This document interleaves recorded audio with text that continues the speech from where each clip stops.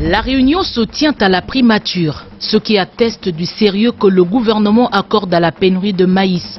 À l'initiative du Premier ministre Ilunga Ilunkamba, le ministre de l'Agriculture, Jean-Joseph Kasonga, réunit le ministre des Mines, Willy Kitobo, Didier Lutundula, vice-ministre de l'économie, le directeur général de la DGDA Deoru Guiza, ainsi que le DGA de l'OCC Isabelle Kasongo Omba.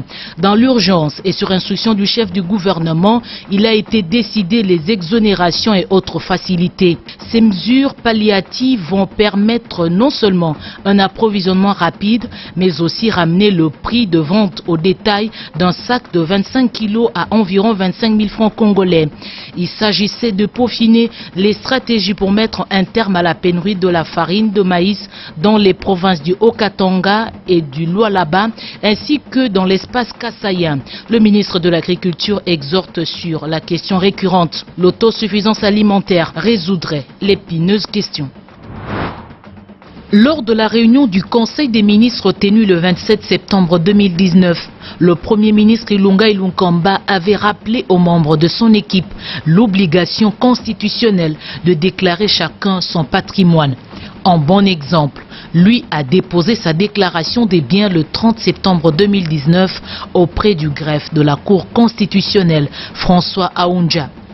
À partir de ce jour, les ministres disposent d'un délai de 6 jours pour déclarer leur patrimoine. Il est question pour eux de se conformer à la constitution de notre pays qui prévoit qu'à dater de l'investiture, les membres du gouvernement disposent d'un délai d'1 mois pour déclarer leurs avoirs. Fin de la mission du FMI à Kinshasa. L'équipe d'experts conduite par Mauricio Villafuerte est venue auprès du Premier ministre Ilunga Ilunkamba faire la restitution des différents contacts avec les animateurs des différents ministères et services de l'État congolais. Les discussions ont porté sur l'examen de l'exécution du budget 2019 et les préparatifs du projet du budget 2020 ainsi que les observations techniques. Toujours ce mardi, le chef du gouvernement a présidé la réunion hebdomadaire de conjoncture économique. Mis à part l'évaluation des recommandations de la dernière réunion, les effets de la gratuité de l'enseignement ont aussi été évalués. Le Premier ministre garde ainsi l'œil sur les équilibres de l'économie nationale et sur les indicateurs. La SCTP ex-Onatra connaît une sérieuse baisse d'activité, les ports restant la principale source de recettes, situation qui explique les difficultés que traverse cette entreprise de l'État. Tableau exposé au Premier ministre Ilunga Ilunkamba par le directeur général intérimaire de cette entreprise.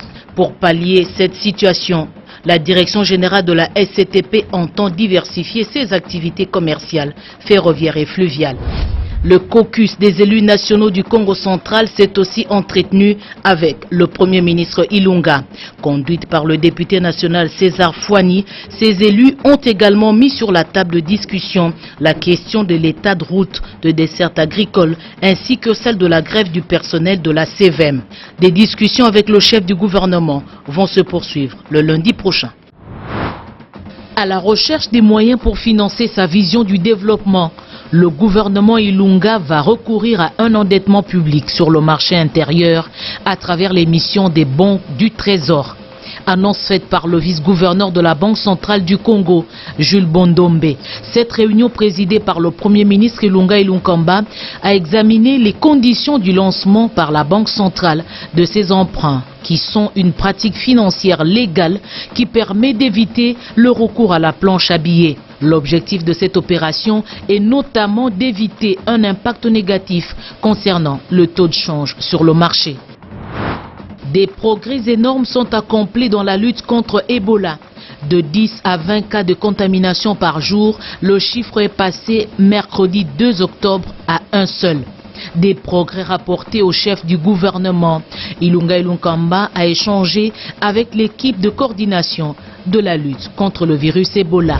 Plusieurs agents journaliers de la SNEL sont venus manifester devant le bâtiment de la primature. Certains d'entre ces agents disent totaliser plus de 15 ans de prestations en qualité de travailleurs journaliers et réclament leur intégration pure et simple au sein de la société.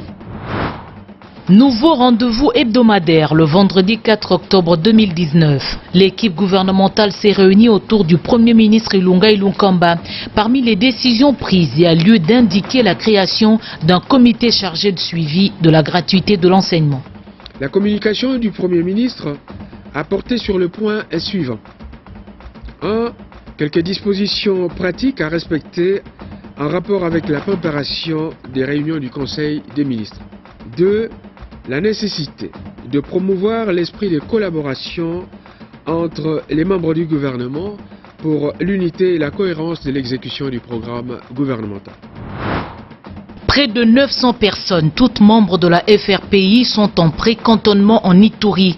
Travail supervisé par le mécanisme de suivi en collaboration avec le programme Starek. Le chef du gouvernement Ilunga Ilunkamba vient d'être informé de cette situation, autant pour les 1000 autres individus qui sont leurs dépendants. Au cours de cette séance de travail, le coordonnateur du Starek a fourni toutes les informations sur la situation telle qu'elle se présente. Le coordonnateur du mécanisme national de suivi de l'accord d'Addis Abeba, Claudie Balanki, insiste sur la préservation de la paix dans la région.